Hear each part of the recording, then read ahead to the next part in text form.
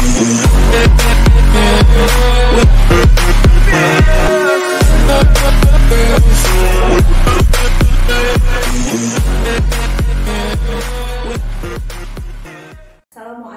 warahmatullahi wabarakatuh. Halo hai murid-murid ibu yang luar biasa. Gimana kabarnya nih kalian hari ini? Semoga tetap semangat ya belajarnya.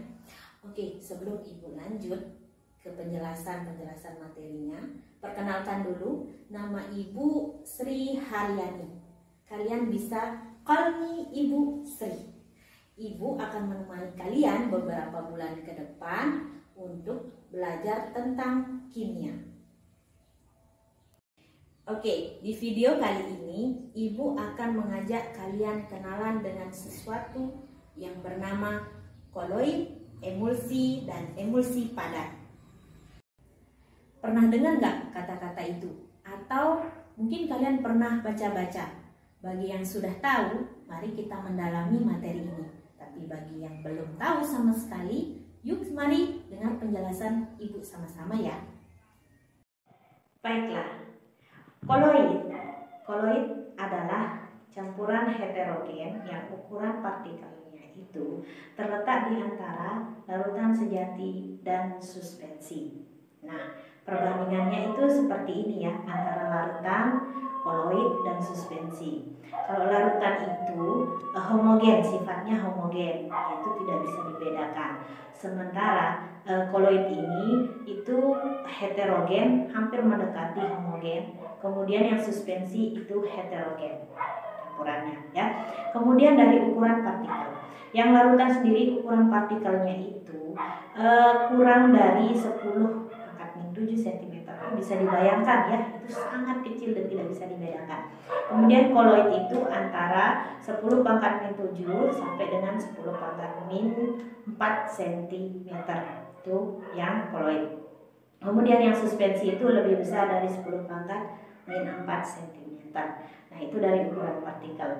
Kemudian bisa tidaknya disaring itu kalau larutan tidak bisa disaring, sementara koloid bisa disaring tapi dengan penyaringan ultra. Sementara suspensi itu sangat bisa disaring. Bagaimana contoh-contohnya? Kalau larutan, contohnya itu adalah larutan air gula, larutan garam. Nah, itu ya contoh-contohnya dari larutan. Itu kalian tidak bisa bedakan tuh mana gula, mana air kalau sudah bercampur, kecuali kalian cicipi nih, oh rasanya manis gitu, atau oh rasanya asin. Nah, sementara koloid itu nanti akan ibu jabarkan ya contoh-contohnya. Kemudian yang suspensi, contohnya itu adalah air dicampur dengan pasir. Itu diaduk-aduk-aduk, tetap saja mereka terpisah. Jadi kalian bisa melihat mana pasir, mana air. Nah, itu suspensi namanya itu ya. Jadi dari situ kalian bisa bedakan bagaimana koloid, bagaimana larutan, dan bagaimana suspensi. Koloid itu sendiri ada jenis-jenisnya, ada 8 jenis koloid ya. Ada namanya jenis koloid busa, ada namanya busa buih, kemudian aerosol cair, aerosol padat, kemudian sol, ada sol padat, dan yang akan kita bahas yang sekarang ini adalah tentang emulsi dan emulsi padat. Nah, itu 8 jenis. Hanya saja yang pada video kali ini kita akan belajar tentang emulsi dan emulsi padat. Insya Allah di video selanjutnya kita akan membahas jenis-jenis koloid yang lainnya. Oke? Mari kita lihat sesuatu yang ada di atas meja dulu ya. Sudah lihat? Benda apa saja ini kira-kira? Baiklah. Yang ini adalah keju. Keju ya. Kemudian ada si mentega. Berikutnya ada susu. Dan terakhir ada santan. Makanan dan minuman ini setiap hari, bahkan hampir ya setiap hari ya, kalian konsumsi dan sangat akrab dengan kalian. Oke, dan ternyata makanan dan minuman yang akrab dengan kita ini merupakan contoh-contoh dari koloid. Nah, ada dua jenis koloid yang kita bahas, ada emulsi dan emulsi padat, dua jenis koloid ya. Nah, makanan dan minuman ini termasuk ke dalam dua jenis tersebut. Untuk mentega dan keju ini adalah contoh dari emulsi padat. Kemudian santan dan susu ini contoh dari emulsi, atau biar mudah membedakan itu emulsi cair. Apa perbedaannya? Selain dari tampak fisiknya ya, ada perbedaan antara emulsi dan emulsi padat. Emulsi atau emulsi cair itu ada istilah fase terdispersi dan medium pendispersi ya dalam koloid. Jadi untuk emulsi itu fase terdispersinya itu cair, medium pendispersinya itu cair. Jadi sama-sama cair untuk yang emulsi. Kemudian emulsi padat itu fase terdispersinya cair, medium pendispersinya itu padat. Nah, di situ bedanya ya. Jadi untuk yang emulsi atau emulsi cair itu cair dan cair. Kemudian yang emulsi padat itu cair dan padat.